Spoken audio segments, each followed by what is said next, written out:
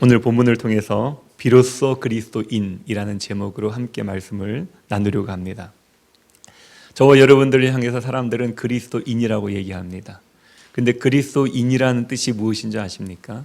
우리는 그냥 그리스도인, 기독교인, 성도 이렇게 이름을 붙이고 있기 때문에 그냥 하나의 고유명사로 생각하고 그냥 그리스도인이라고 부르는 거구나 라고 생각할 수 있어요. 근데 그 말뜻을 조금 더 우리가 묵상해 보면 굉장히 은혜가 있는데, 이 그리스도인이라는 그 헬라어는 크리스티아노스라는 그런 단어입니다. 헬라어는 큰 상관이 없겠습니다만은 그 뜻이 뭐냐면은 그리스도께 속한 사람이란 뜻이에요. 그리스도께 속한 사람이 그리스도인입니다. 저와 여러분들을 그리스도인이라고 부를 때에 우리는 그리스도께 속한 사람이다. 다른 말로 표현하면 하나님의 백성들이다, 예수님의 제자들이다, 성도들이다, 이런 뜻을 가지고 있습니다. 근데 이 그리스도인이라는 그 단어가 언제 쓰였느냐는 건데, 오늘 본문 사도행전 11장에서 보니까 안디옥 교회에서 처음으로 그리스도인이란 이름을 사용했다는 것입니다. 그런데 그리스도인이라는 이름이 불려졌을 때 그들이 예수를 고백할 때에 그리스도인이라고 불려진 게 아니라, 오늘 주목해서 보아야 될 단어가 뭐냐면 26절에 보니까 이렇게 되어 있어요. 안디옥에서 비로소 그리스도인이라 일컬음을 받게 되었더라는 것입니다. 비로소라는 뜻입니다. 비로소. 그러니까 비로소라는 건 뭐냐면은 드디어, 이제서야, 이런 뜻이에요. 그러니까 예전에도 그리스도인의 삶을, 하나님께 속한 삶을 사는 것 같았지만은, 그러나 그때야 비로소 사람들의 입에서 저 사람들은 그리스도께 속한 사람이구나 라는 얘기를 듣게 되었다는 것입니다. 오늘 이 비로소 그리스도인이라는 제목을 통해서 저와 여러분들이 그리스도인이 되어지시기를 주님의 이름으로 축원드리겠습니다. 진정한 그리스도인이 되기를 바라겠습니다. 그런데 그리스도인이 되는 게 왜 중요하느냐? 그리스도인이 되는 게 우리에게는 굉장히 중요합니다. 왜냐하면 사람의 본분이 뭐라 그랬나요? 우리가 이 땅에 만들어진 목적이 뭡니까? 이거 자꾸 잃어버리면 안 돼요. 우리의 본분을 잃어버리고 살아갈 때에 우리는 하나님으로부터 멀어질 수밖에 없습니다. 저와 여러분들이 이 땅에 살아가는 본분은 무엇이냐면은 하나님을 영화롭게 하는 거예요. 고린도전서 10장 31절에 보면은 그런 말씀이 있죠. 너희들이 먹든지 마시든지 무엇을 하든지 무엇을 위해서 하라? 하나님의 영광을 위해서 살아라. 이렇게 말씀하시지 않았습니까? 하나님의 영광을 위해서 하라는 것입니다. 우리가 먹든지 마시든지 무엇을 하든지 모든 것은 무엇을 위해서 해야 됩니까? 하나님의 영광을 위해서. 그런데 이것이 사람의 본분이에요. 더불어서 하나님으로 말미암아서 기뻐해야 된다는 겁니다. 하나님을 영화롭게 하며 영원히 그분으로 말미암아서 기뻐하는 것이 우리 사람의 본분이지요. 그런데 이렇게 사는 게 쉽느냐? 쉽지 않아요. 누구든지 이렇게 살 수 있는 건 아닙니다. 많은 사람들이 있지만 이 사람들이 다 하나님을 영화롭게 하며 하나님으로 말미암아 기뻐하며 사는 삶을 살지 못합니다. 누가 살 수 있느냐? 그리스도인만 그렇게 살 수 있습니다. 그래서 우리가 이 땅 살아가면서 사람답게 살아가기 위해서는 어떻게 살아가야 됩니까? 누가 무엇이 되어야 됩니까? 그리스도인이 되는 것이 무엇이 첫 번째입니다. 그리고 우리는 이미 그리스도인이라는 이름을 가지고 있어요. 그런데 그리스도인이라는 이름을 가지고 있지만 진정한 그리스도인이 되지 못한 채 내가 그리스도인이라고 생각을 하고 있다면은 이것 또한 우리로 하여금 하나님으로부터 멀어지게 하는 일들이 되어질 것이라는 것입니다. 중국을 평생 동안 선교했던 허드슨 테일러라는 선교사가 있습니다. 이 허드슨 테일러에게 한 청년이, 중국 청년이 찾아왔습니다. 그리고는 그 선교사에게 이렇게 물어봤어요. 선교사님, 내가 이제 그리스도인이 되어서 평생을 그렇게 그리스도인으로 살아가려고 합니다. 그런데 얼마나 시간이 걸릴까요? 진정한 그리스도인이 되려면 얼마나 시간이 걸릴까요? 그리고 또 내가 성경을 얼만큼 알아야 그리스도인이 될 수 있습니까? 라고 물었어요. 그때 이 허드슨 테일러 선교사가 도리어 이렇게 묻습니다. 촛불이 언제 빛을 발하지요? 라고 묻습니다. 그러자 이 청년이 대답하기를 그 심지에 불을 붙였을 때에 빛을 냅니다 라고 얘기를 하죠. 그때 허드슨 테일러가 대답하기를 그리스인도 그렇습니다. 연륜이나 지식의 문제가 아니라 성경을 많이 안다 그래서 또는 교회를 다닌 지 오래된다 그래가지고 그리스도인이 되는 것이 아니라 하나님이 나를 불러 사용하려고 하신다는 것을 깨닫는 순간부터, 하나님이 나를 불러서 사용하시려고 하신다는 그것을 깨닫는 순간부터 그리스도인의 빛이 드러나게 되고 그리스도인이 되기 시작합니다. 이렇게 얘기했다고 합니다. 그렇습니다. 초는 아무리 오래 둬도 촛불이 될 수 없어요. 초를 그냥 두면 초에 불과합니다. 그러나 그 초에 불을 킬 때에 촛불이 되어지는 것처럼 우리가 그리스도인으로 되어진다는 것은 종교인으로 있다고 해서 그리스도인이 되는 게 아니에요. 우리는 그리스도인이 되기 위해서 그 불을 붙여야 되는데 그 불이 언제 시작되어지냐는 것이죠.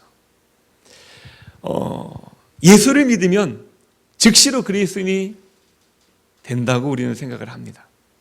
혹은 어떤 분들은 직분을 받으면 그리스도인이 된다고 생각합니다. 그래서 집사님, 권사님, 장로님, 전도사님, 목사님이 되면은 내가 이제 그리스도인이 됐구나 생각을 하는 거예요. 어떤 사람은 하나님을 내가 믿으니까 그리스도인이다 라고 얘기를 생각하는 분들도 있습니다. 그러나 나의 믿음과 상관없이 우리가 먼저 하나님께서 나를 부르셨다는 그 깨달음이 있어야 됩니다.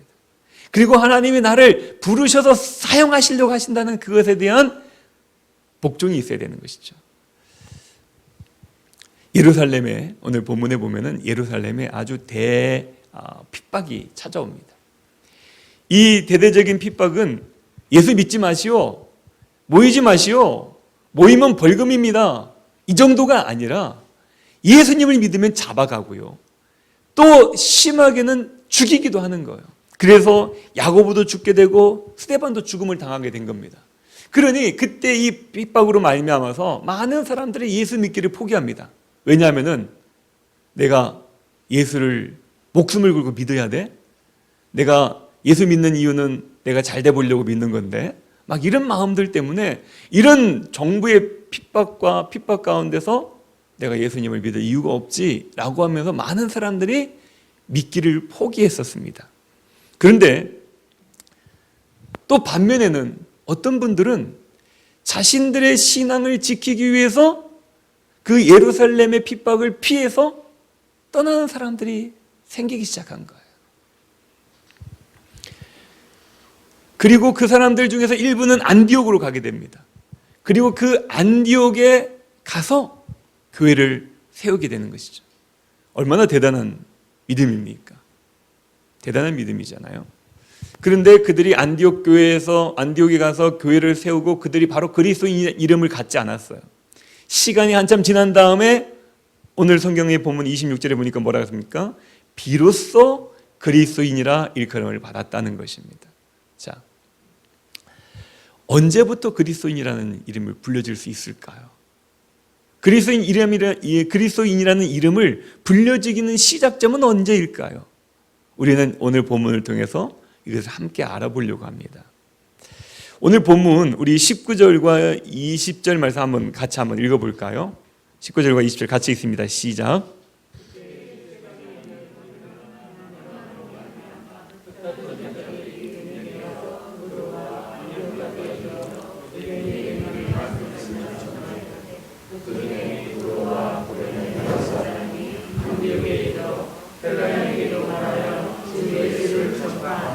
아멘. 자, 우리는 보통 내 집이 아닌 분들은 2년이나 4년에 한 번씩 이사를 하게 됩니다. 근데 이사를 하는 이유는 뭐냐면은 주인분이 보증금을 올려달라 그래서 혹은 월세를 올려달라 그래서 이사하는 경우들이 많죠. 그러나 그것 말고 제일 많은 이사의 이유가 무엇이냐면은, 이사하는 목적이 뭐냐면은, 이유가 뭐냐면은 직장 때문입니다. 조금 더 좋은 직장으로 가기 위해서 이사를 하는 분들이 계세요. 또 어떤 분들은 우리의 자녀들이 좀 더 좋은 학군에서, 좋은 학교들이 있는 학군으로 가기 위해서 거주지를 이주하는 분, 이사하시는 분들이 계십니다. 또 어떤 분들은요, 좀 더 좋은 환경을 위해서 이사를 합니다.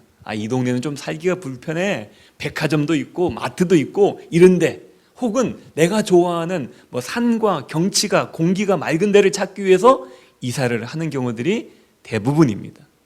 그런데 오늘 말씀해 보니까 이사를 하는 사람들이 있어요. 예루살렘에서 안디옥으로.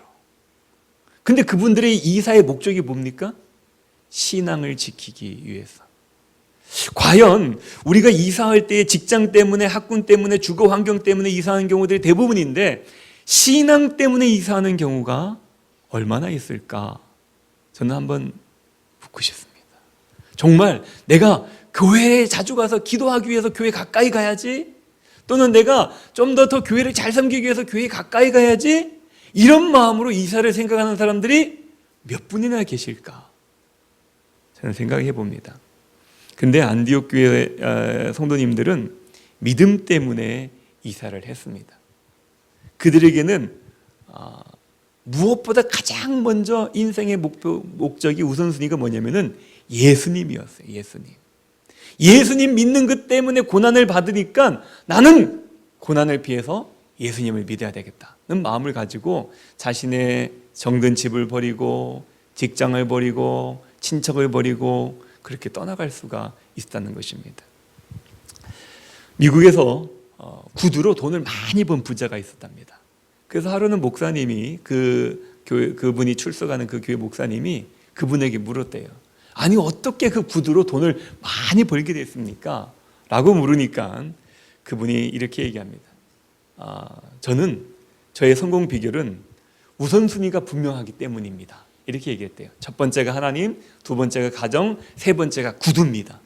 이 우선순위를 지켰더니 하나님께서 제 모든 앞길들을, 모든 것들을 형통하게 해주셨습니다. 이렇게 얘기하더라는 것이죠. 예수님을 위해서 모든 것을 포기하려고 할 때에 바로 그리스도인의 시작점이 되어진다는 것입니다.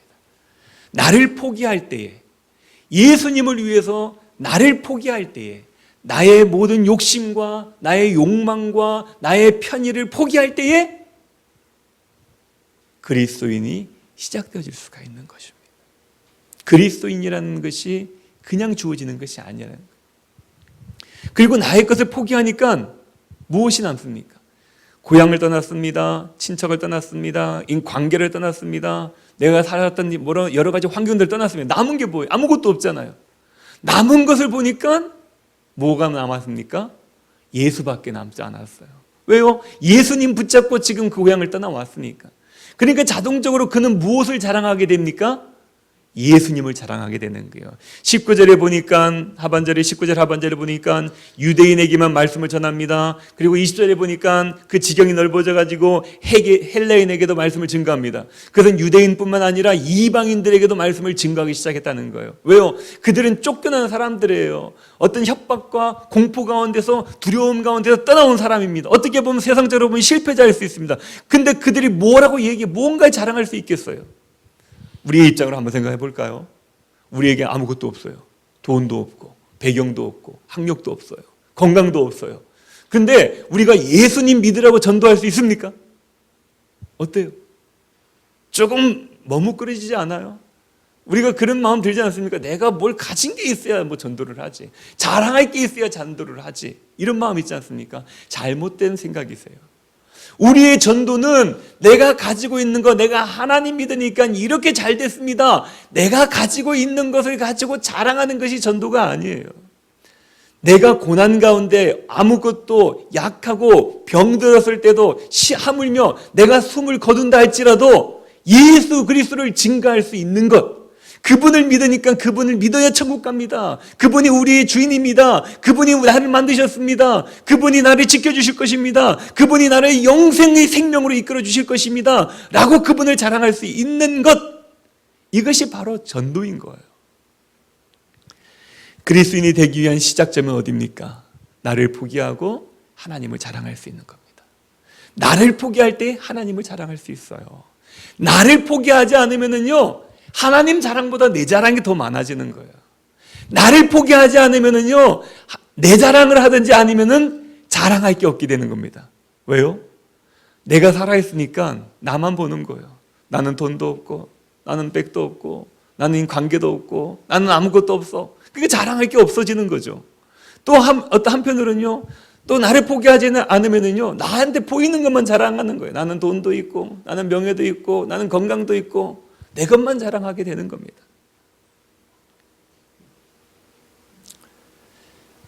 예수님을 선택했던 사람들은 그리스도인으로 살아가기 위해서 우리는 먼저 나를 포기하는 게 필요합니다. 그리고 주님을 자랑하는 것이 시작할 때에 하나님이 자랑되어질 때에 그때 그리스도인이 되기 시작하는 것이죠. 그리고 23절 말씀 한번 같이 한번 볼까요? 23절 말씀 보니까 같이 읽습니다. 시작. 그가 이르러 하나님의 은혜를 보고 기뻐하여 모든 사람에게 굳건한 마음으로 주와 함께 머물러 있으라. 아멘. 여기 보니까요, 예루살렘에서 안디옥 교회에 대한 소문을 들었습니다. 예루살렘에서 핍박으로 인하여서 떠났던 분들이 안디옥에서 정착을 하고 거기서 교회를 세웠다는 얘기를 들었어요. 그리고 그 앞절에 보면은 21절에 보니까 하나님의 손이 그들과 함께 하셔서 수많은 사람들이 믿고 주께 돌아오는 역사들이 나타났다는 이야기를 예루살렘 교회에서 들은 거예요. 그래서 바나바를 보냅니다. 그 안디옥 교회로 파송을 보냅니다.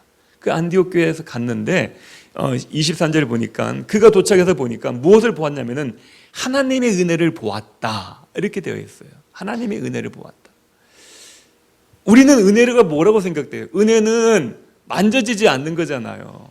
은혜는 뭐 이렇게 잡히지 않는 거잖아요.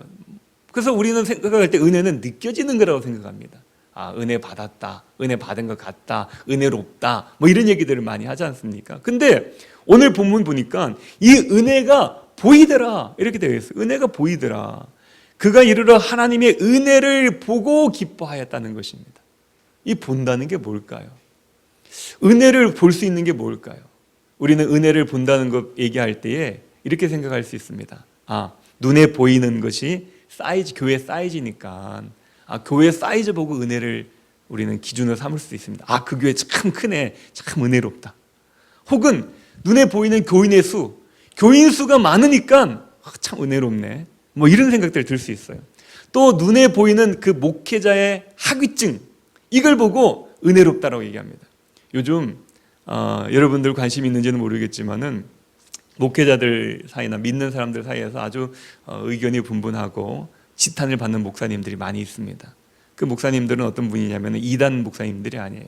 대형 교회 목사님들, 존경받던 목사님들입니다. 근데 이분들이 이 코로나 상황이 되어지면서 이 성경과도 맞지 않은, 성경에 나와 있지 않은 얘기들을 막 하는 거예요. 뭐 예를 들면 이런 겁니다. 영상 예배가 하나님이 기뻐하는 예배다. 막 이런 식으로 얘기를 하는 거예요. 근데 그런 논리로 따져본다면은 하나님은 큰 교회 예배만 받으시는 하나님이십니까? 왜냐하면 작은 교회에서는 영상 예배를 못 드려요. 그래도 우리 시온성교회는 은혜로운 교회, 하나님께서 하나님의 손이 함께 하셔서 영상 예배가 가능하지만은요, 저희보다 더 큰 사이즈에 있는 교회에서도 영상 예배를 못 드리더라고요. 참 아이러니하죠. 우리는 그냥 드리고 있으니까 영상 예배 아무나 드릴 수 있는 거 아닙니까? 제가 영상 예배 드리기 전에도 여러 분들한테 물어보니까 뭐 핸드폰 가지고도 영상 예배 드릴 수 있습니다. 뭐 이런저런 얘기를 하는데 그게 쉽지는 않았어요.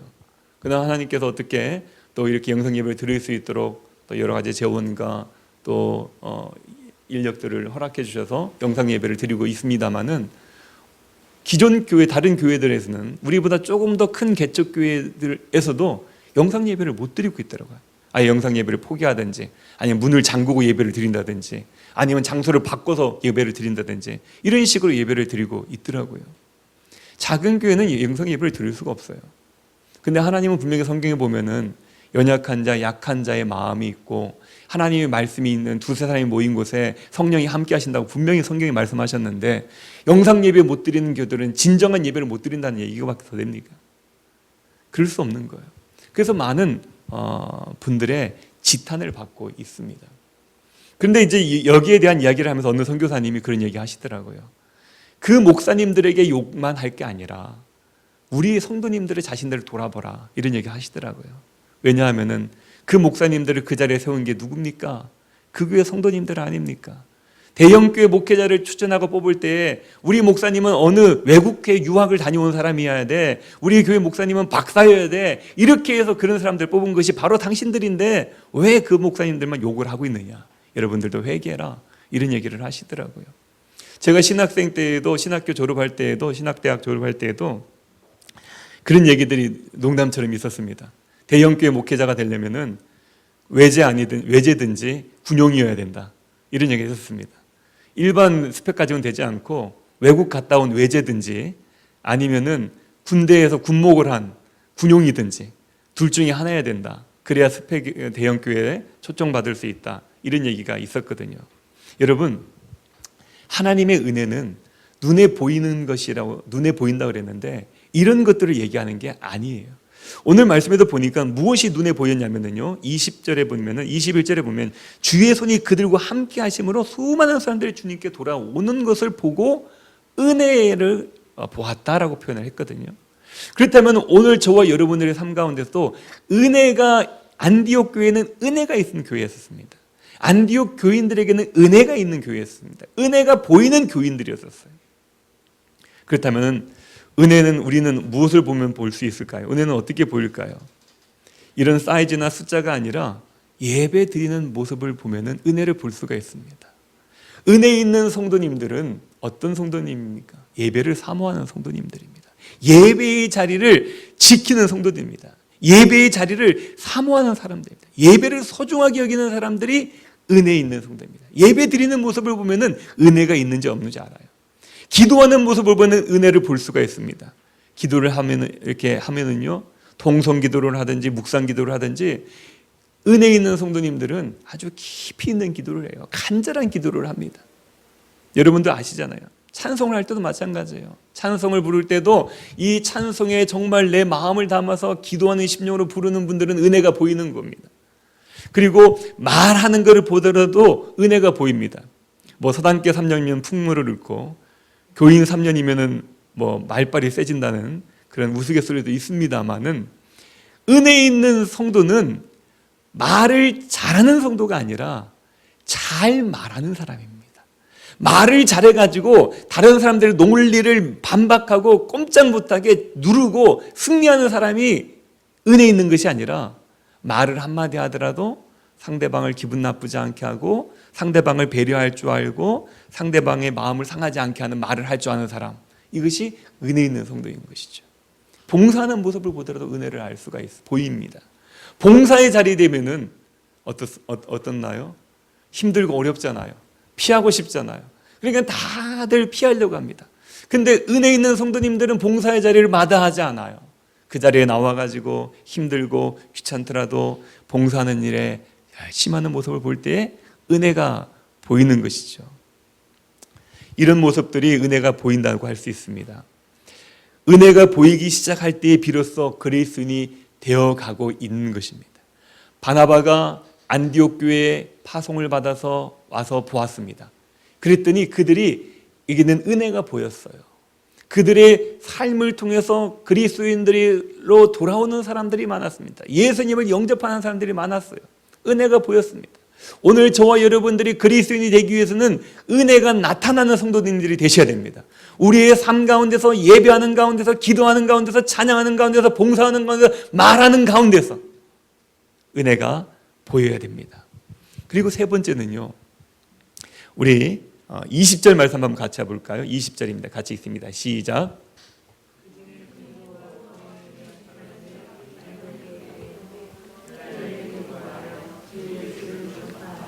아멘. 자, 안디옥에 간 사람들이 있어요. 박해를 피해서 안디옥으로 간 사람이 있었습니다. 그 사람들의 이름이 뭘까요? 그곳에서 안디옥 교회를 세운 사람들이 있었습니다. 그분들의 이름이 뭘까요? 그냥 그분들의 이름은 안 나와 있어요. 그분들을 통칭해서 뭐라고 얘기하고 있냐면 20절에 보니까 몇 사람이라고 되어 있습니다. 몇 사람이. 그런데 안디옥 교회가 그냥 유명무실한 그런 교회가 아니었었습니다. 어떤 하나님의 그 계획을 이루기 위한 중요한 전초기지였어요. 그래서 안디옥 교회를 이방 선교의 전초기지라는 타이틀을 가지고 있습니다.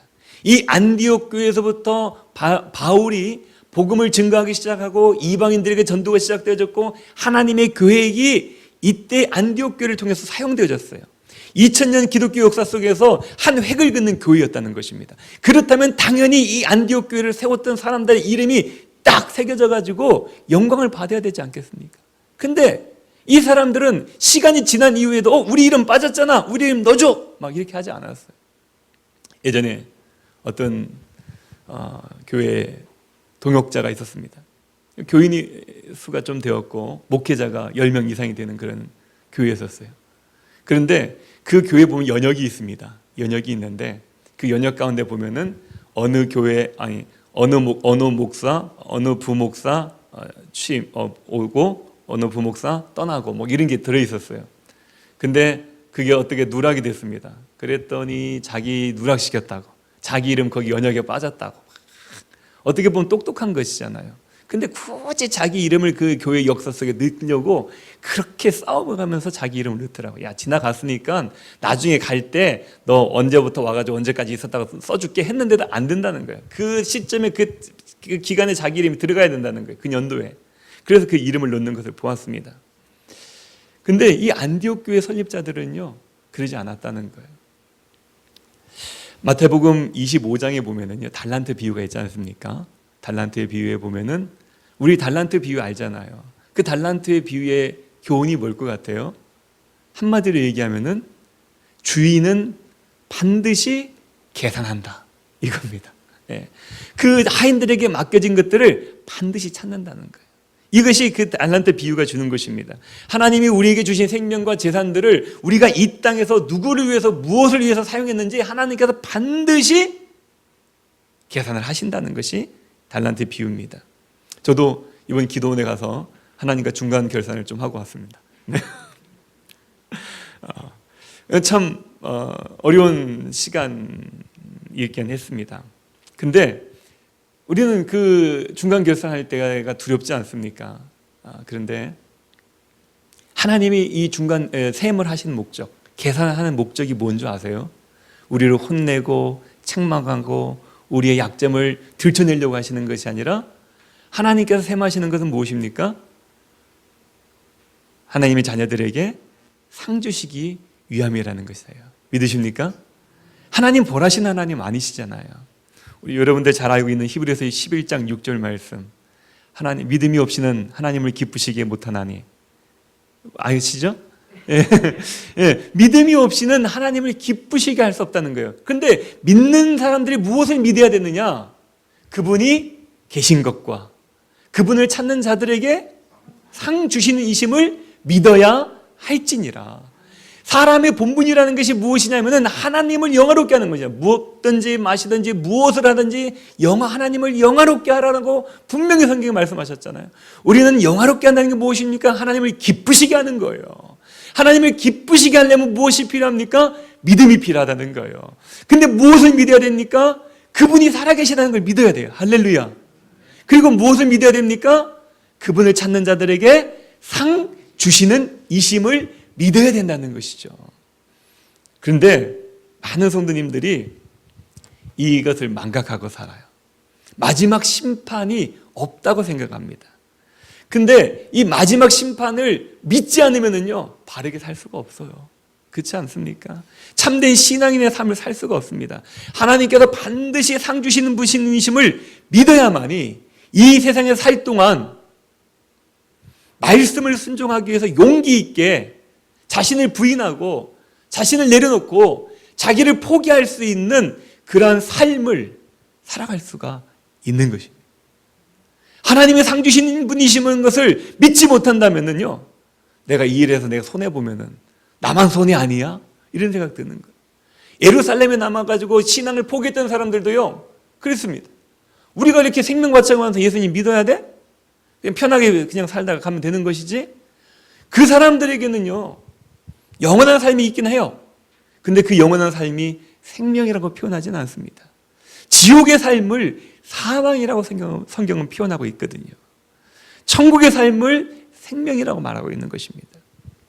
오늘날 우리들은 너무 현세적인 삶에 치우쳐 살면서 상 주시는 하나님에 대해서, 심판하는 하나님에 대해서 잊고만 살아가고 있어요. 그러다 보니까 하나님께서는 심판하지도 않으시고 하나님이 상도 따로 없다고 생각하니까 어떤 생각을 하냐면 이 땅에서 잘 먹고 잘 살아야 되겠다, 이런 얘기예요. 세상에 이런 얘기 있잖아요. 굵고 짧게라는 얘기 있지 않습니까? 그냥 인생 한번 왔다 사는 것 뭐 다 그런 거 아니냐? 굵고 짧게 사는 것이지, 이렇게 얘기하는 분들도 참 많아요. 그런데 이런 삶을 살아가는 사람들은 하나님 앞에 심판대 앞에 섰을 때 그분들은 상을 기대하지 않는 거예요. 지금 당장이 중요하지 하나님이 다시 올 거라고 생각하지도 않습니다. 하나님이 살아계시다고 생각하지도 않습니다. 하나님이 상을 주실 거라는 생각도 바라지도 않고 믿지도 않는 거예요. 하나님 나라의 상에 대해서 예수님께서 얘기하실 때 몇 번을 강조하셨거든요. 마태복음 6장에 보면은 이런 말씀이 있습니다.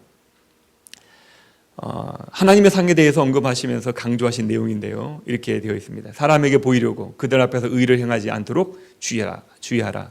그래야지 아니하면 하늘에 계신 너희 아버지께 상을 받지 못하느니라. 그러므로 구제할 때 외식하는 자가 사람에게 영광을 받으려고 회당과 거리에서 하는 것 같이 너희 앞에서 나팔을 불지 말라. 진실로 너희에게 이르노니 그들은 자기 상을 이미 받았느니라. 하나님을 믿는 사람들이요, 세상 사람들에게 칭찬받기를 원해서 사람들에게 뭔가를 막 나타내요. 자랑을 해요. 막 그렇게 되면 어떻게 되느냐? 하나님께 상 받을 생각하지 말아라, 얘기합니다. 너희들 그 사람들 칭찬받고 박수 받은 것, 그걸 너희들 상 끝, 이렇게 말씀하시는 것입니다. 마태복음 6장의 말씀은 무엇이냐면은 핵심은 뭐냐면 이게요. 사람들은요, 하나님의 상을 사람들의 상과 동일하다고 생각하는 겁니다. 하나님의 상을, 사람들에게서 받는 상을 하나님이 주신 상이라고 생각하는 거예요.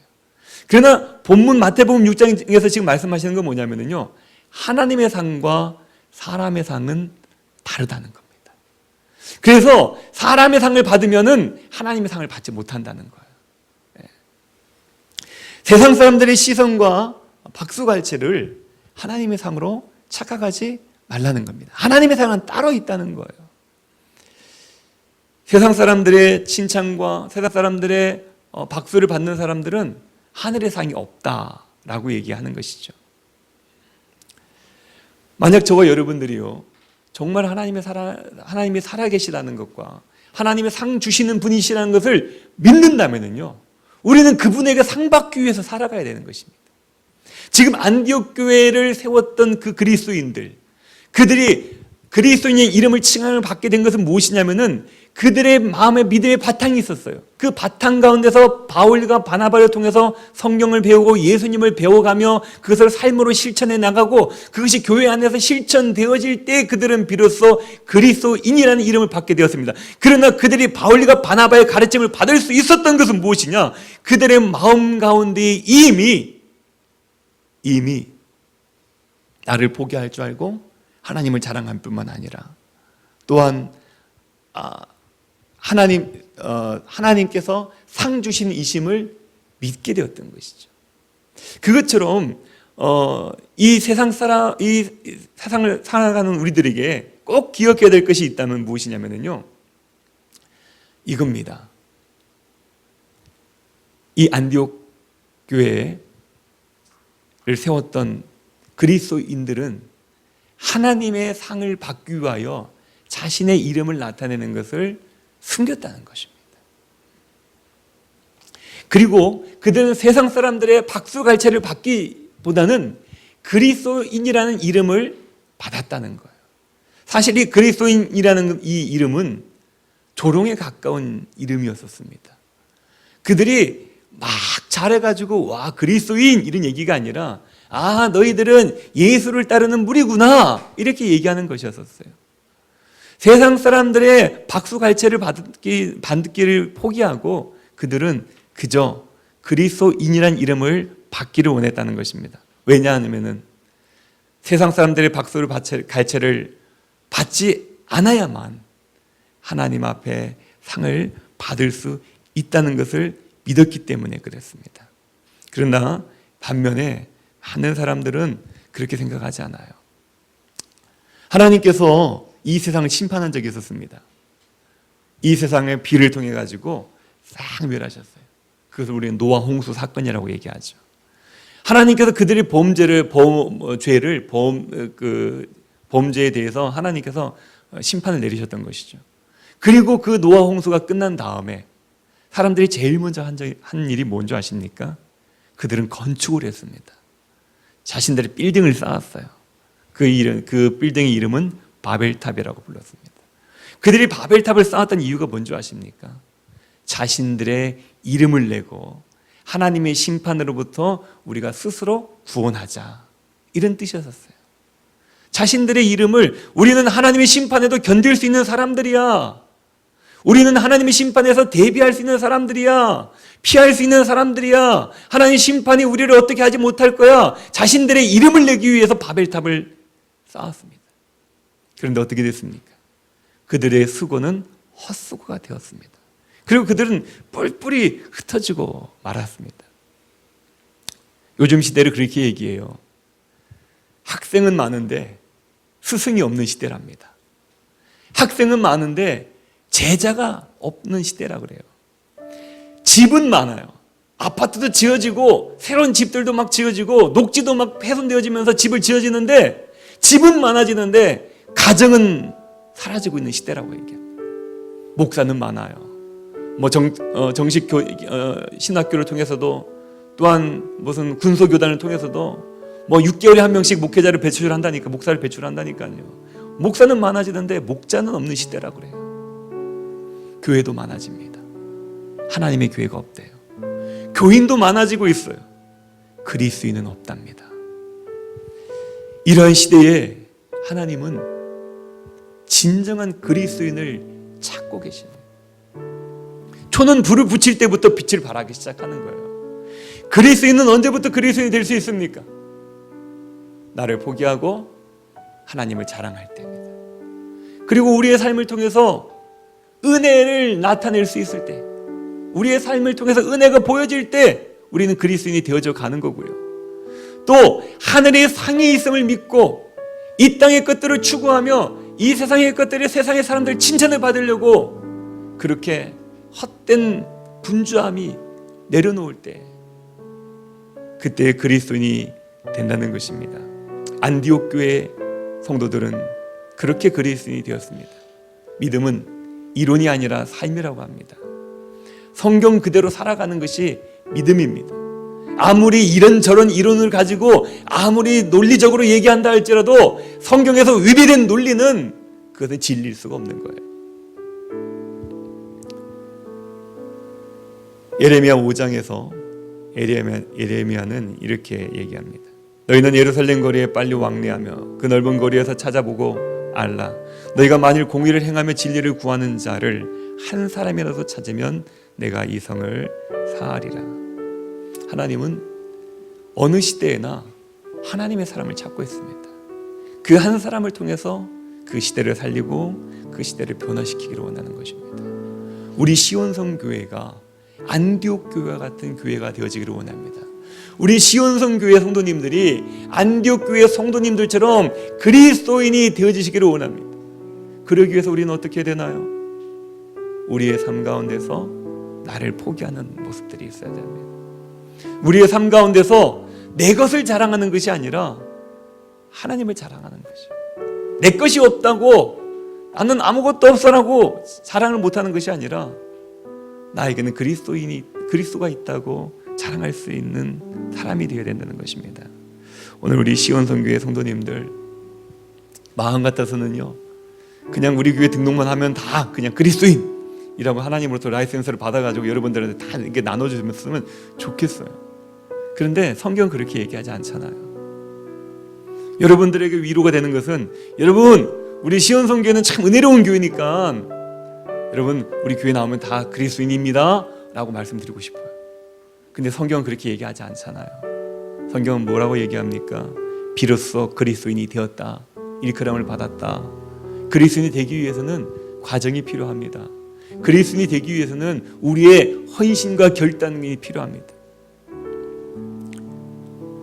세상 사람들은 이 세상의 것을 굉장히 중요하게 여기잖아요. 그런데 성경은 이 세상의 것들을 향해서 뭐라 그럽니까? 물거품과 같고 안개와 같고 또 이슬과 같다고 표현하잖아요. 그것들은 사라지는 거잖아요. 여러분들이 잘 이해가 안 되면은요, 그 생각해 보십시오. 요즘 전철 타면은 다 사람들 뭐 남자고 여자고 간에 핸드폰 가지고 거기 막 게임하는 사람들 있잖아요. 그 나이 불문하고 막 어른들도 게임을 하더라고요. 심지어는 자기가 게임을 안 해도 그냥 플레이 시켜놓으면은 레벨이 쌓인다는 거예요. 근데 게임 하지 않는 여러분들, 우리가 생각할 때 어떤 생각이 들어요? 저렇게 멍청한 사람들이 다 있어. 저 귀한 시간들을 왜 저렇게 낭비를 할까? 저거 아니더라도 지금 얼마나 바쁜 시간들을 투자해야 되는데 저거 한다고 돈이 나와, 빵이 나와, 뭐가 나와, 이런 생각 하잖아요. 솔직히 게임에서 돈 버는 사람은 프로게이머밖에 더 있습니까? 대회 나가서 우승하고 이런 사람들이요. 근데 지금 너도 나도 다 프로게이머가 되겠다는 건지 어쩐지 전 국민이 다 그런 거 하고 있는 것을 모습을 볼 때에 참 어리석다라는 생각 들지 않습니까? 하나님 보시기에 그런 거예요. 하나님 보시기에 사람의 박수요? 칭찬이요? 그게 뭡니까? 그냥 짝짝짝, 그냥 소리를 울리는, 공간을 울리는 소리밖에 불과해요. 그 박수 받으면 뭐가 달라지나요? 세상에 무언가를 받아도 그게 뭐가 달라집니까? 저는 박사학위는 없었는데 학사학위가 있어요. 학사학위를 받기 위해서 6년이나 대학원을 다녔습니다. 3년이면 마쳐야 되는데, 그렇게 받고 나서 저는 막 눈물을 흘리면서 하나님 감사합니다 막 이러면서 그 감격에 겨워서 살았을까요? 학사 받고 저는 뭐 졸업식 한다고 사진 찍자고 막 찍지도 않았습니다. 돈이 아까워가지고. 근데 어쨌든 그건 받았어요. 학위직인가요? 뭐 그걸 받았긴 했습니다. 근데 받으니까 뭐 달라진 게 하나도 없더라고요. 누가 알아줍니까? 알아달라고 학위직 뭐 들고 다닐 수도 없고요. 나도 뭐 뭔가 달라진 게 별로 없어요. 이것이 세상적인 거라는 거예요. 우리가 기대할 때 그것은 무엇이냐? 하나님이 주시는 그 상을 바라봐야 돼요. 하나님이 우리의 인생을 인도하시는 것을 기대해야 되는 것입니다. 하나님이 우리의 인생들을 이끌어 가시는 것을 기대해야 되는 것이에요. 우리의 수고들은 물거품과 같다는 것이죠. 하나님은 진정한 그리스도인을 찾고 계십니다. 저와 여러분들 그런 그리스도인이 되심으로 말미암아서 하나님의 놀라운 그 일들을 일구어내시는, 하나님의 역사를 여러분들을 통해서 나타낼 수 있는 하나님의 그리스도인들이 다 되시기를 주님의 이름으로 축원드리겠습니다.